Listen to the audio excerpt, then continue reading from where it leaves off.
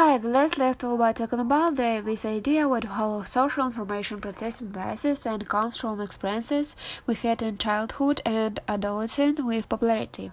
Our piece from back. When the kids were still affecting how they see things, how they interpret things, what they want and their behaviors were the engine into this day. What we're going to talk about are a couple of very common biases what we've seen in the research literature. What really tells us a lot of about why some kids with privileged experiences grow up to have difficult across many domains in their lives. And the first of this is referred a hostile attribution bias, especially with referring to the co-interpretation bias. But what we found it's what people with hostile attribution bias what actually affects all the different areas of social information processing. And here is how the study is with young kids.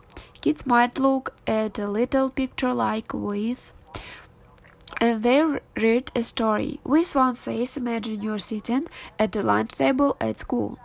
Eating lunch, you look up and you see another child coming over to a table with a carton of milk. You turn around to eat around lunch, and the next thing that happens is that the child spills milk all over your back. The milk gets your shirt all wet. Why did the child get milk all over your back?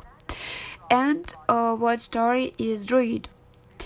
And then the kids are just asked, tell you should think had happened, and then what information can be coded.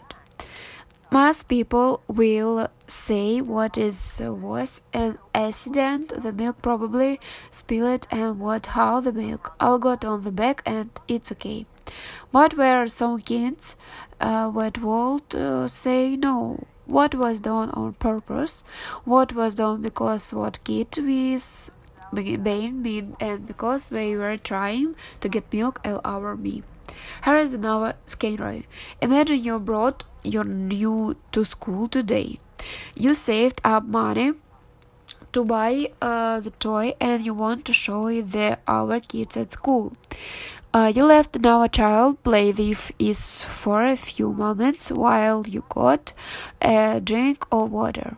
When you get back, you see what the child has broken your brand new toy. Again, a lot of people would say, why would the child have broken what toy on purpose?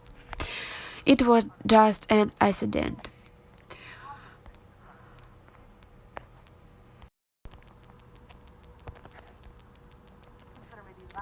So, if you ask kids or look at picture of to watch a video and you ask them to tell you what they say, hostile attribution biased kids will selective see the things in their visual file that suggest aggression.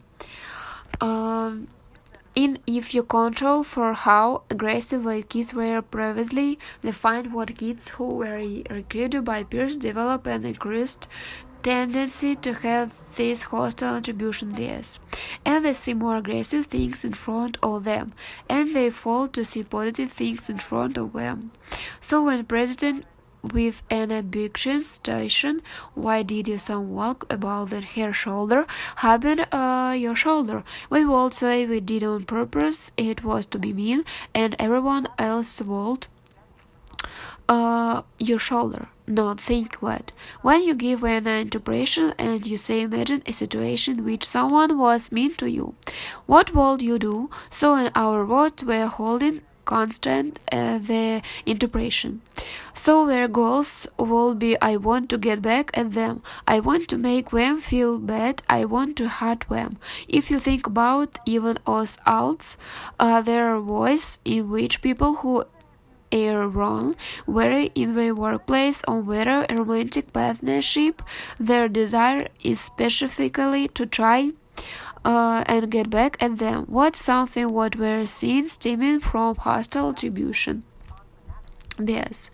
By even to say people you want to hold constant, you go clarification. Let's say what you're trying to find a way to resolve a conflict.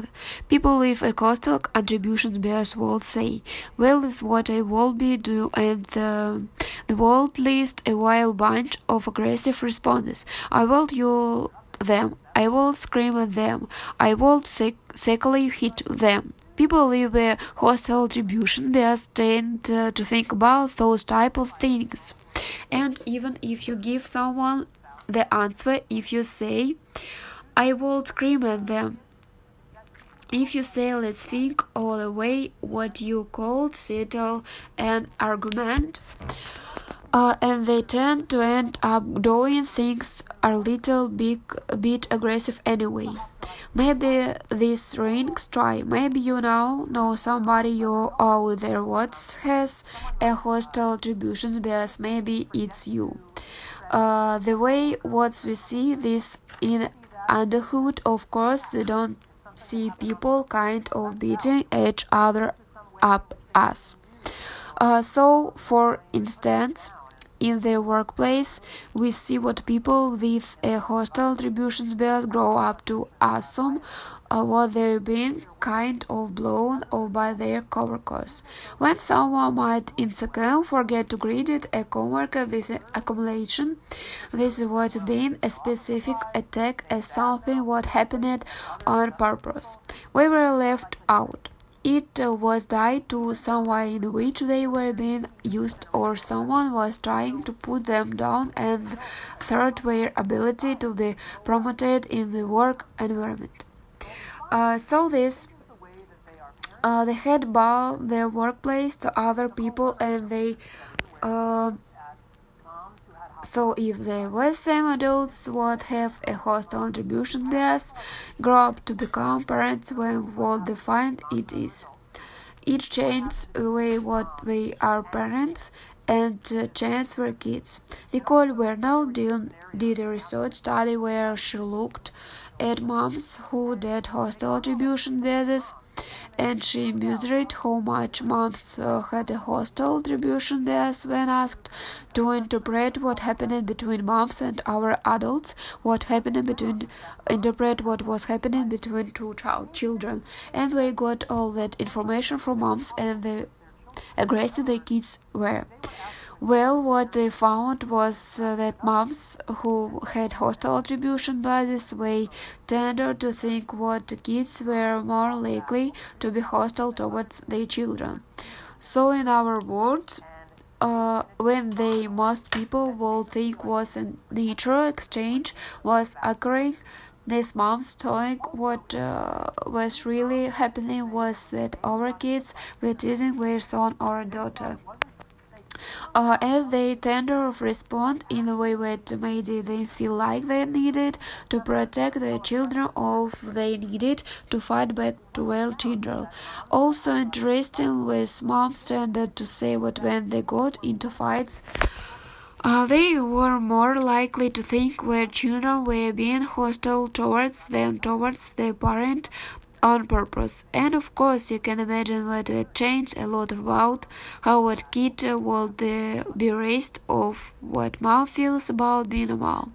Also, what happened is that moms with a hostile attribution bias, they tended to be kids what their kids tended to grow up to be more aggressive. These moms tended to The say teachers that when they got into fights with their own children, they thought it wasn't because of their child expressing their needs or their child being just tired or hungry or some other reason why their child was being upset. They were more likely to think their children were